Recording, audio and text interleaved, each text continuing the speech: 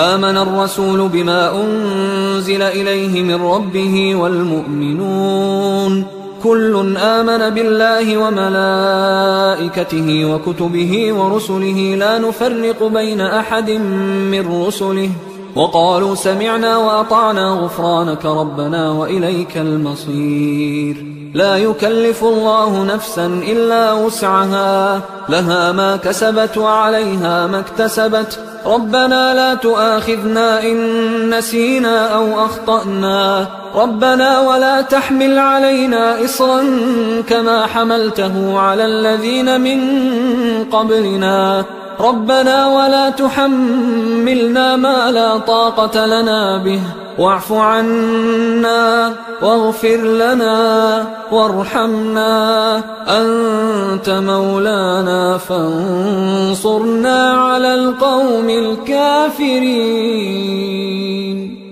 حصريا على قارئ القرآن.